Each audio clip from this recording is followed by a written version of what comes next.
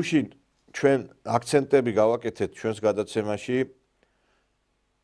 იმაზე თუ როგორი უნდა იყოს გარკვეულწილად იდეოლოგია ქვეყნის და რაზე უნდა იყოს გამახვილებული ყურადღება, როდესაც უნდა ჩამოყალიბდეს ისეთი საზოგადოება, რომელიც იქნება ქვეყნის სამსახურში. ვიცი რომ ძალიან ბევრი აღიზიანებს და არ სიამოვნებს ის მწარე სიმართლე, რომელსაც ჩვენ საუბრობთ გადაცემაში, კონკრეტულად ეს ეხება იმას, რომ ჩვენი ქვეყნის ახალგაზრდობას ვსდით ქართველებად კი არა, ვსდით ინგლისელებად, გერმანელებად, ფრანგებად. ჩვენ ერთი რამე გვავიწყდება, რომ პატარა ქვეყანა, რომელსაც სულ რაღაც 3 მილიონი ადამიანიღა დარჩა ქვეყანაში და ამ 3 მილიონიდან ეთნიკურად ქართველი რამდენია კიდე კაცმა არ იცის, უნდა იზრუნოს იმაზე, რომ ეს ქვეყანა არ გადაშენდეს და თუ ქართველი არ იქნება ამ ქვეყანაში, ეს ქვეყანა, რა თქმა უნდა, ქვეყანა როგორც ასეთი საქართველო, ტრაფარეთზე შეიძლება იყოს, შეიძლება შეუცვალოს სახელი კიდევაც, მაგრამ შეიძლება იყოს სახელი საქართველო და ქართველები აქ არ ცხოვრობდეს. ეგვიპტეც არსებობს, მაგრამ ძველ ეგვიპტელებთან არაფერი შეხება არ აქვს ამ ქვეყანას. ჩვენ გვავიწყდება, რომ ჩვენ უკვე გვესდება თაობა, რომელმაც ქართველობა დაკარგა, მეგობრებო. აი ხშირად თქვენ გაგიგოიათ ალბათ, რომ ეს დასავლელები და დასავლური ლიბერალური სექტა ჩვენ დაგვცინოდა, რომ აი ქართველობას გვართმევენ და რაღაც ამაზე იყო აქცენტები, რომ აბა ქართველობა დავკარგეთ. დიახ, ჩვენ უკვე კარგა ხანია ქართველობა დავკარგეთ.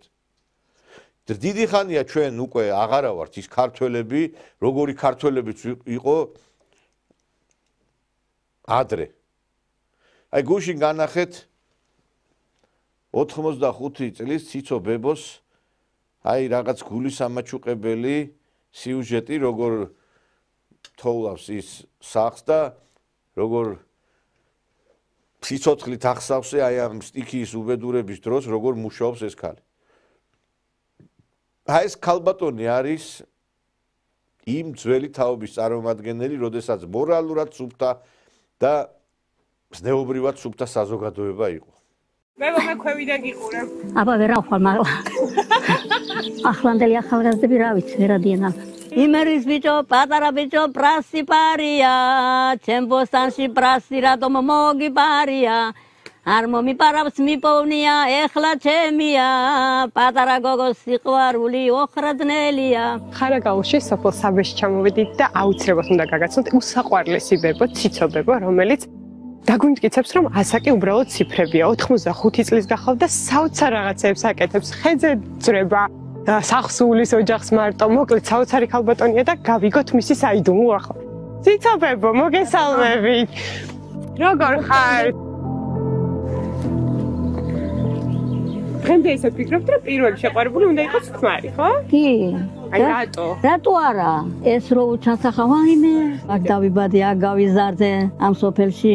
მომიანობის დრო იყო 41 წელში, მამა ჯარში წაიყვანეს. დავჭით მარტო მე და დედა ჩემი, არავინ არ ყოფდა სხვა და ერთი ძმა დამჭა პატარა ისიც ჩვენ.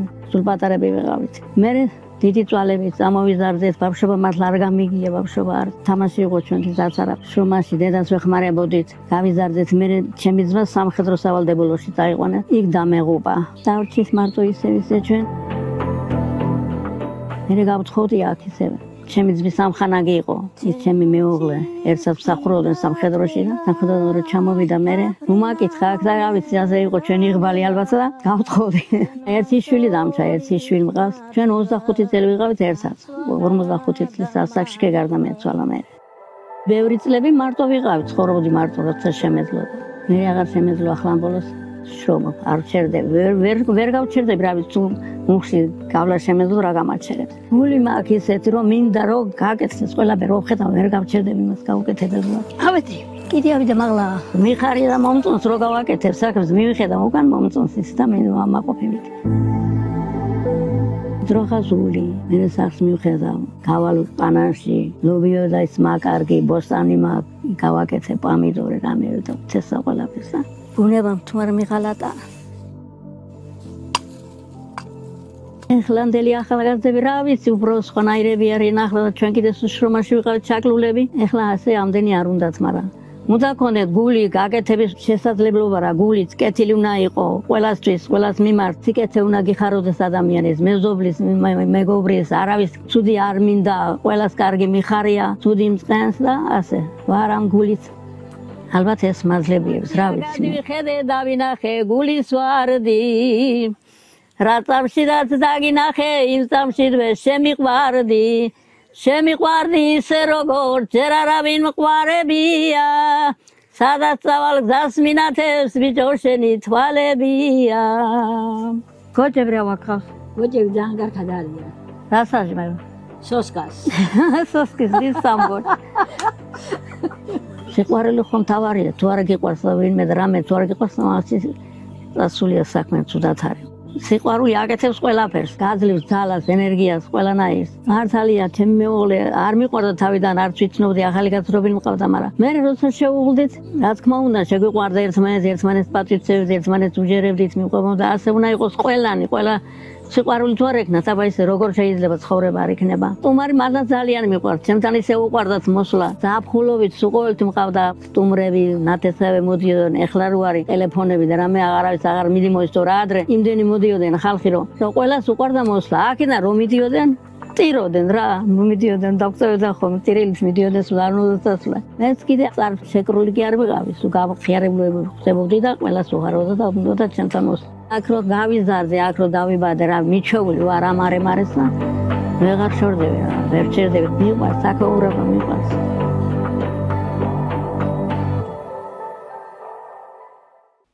აი ხა თქვენ წარმოგიდგენიათ მაგასაკში რო შევა. აი ეს ბაბუცა პატარაიები და აი ეს ლიბერალური სექტის წარმომადგენლები. აი მათმა რა უნდა მოუყვენ შვილიშვილებს გეკითხების. მათ რა უნდა ელაპარაკონ მომავალ თაობას, რაზე უნდა აღზარდონ. აი ეს დაკოჟრილი ხელებით რო არიან ჩვენი ბებიები და ბაბუები. ამათ დაკოჟრილი ხელები კი არ ექნებათ სოფელში, ამათ ექნებათ სხვა რამე. დაკოჟრილი.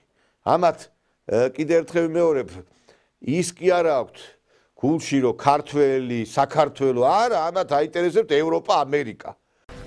ხო, რა ვიცი, არ ვიცი, რა ცოდოცარი ბავშვი ხა მაგას რომ ეუბნები რომ აფხაზეთ უნდა დაიბრუნოს რა. რა ცოდოა ბავშვი რომ მაგაზე ფიქრობს.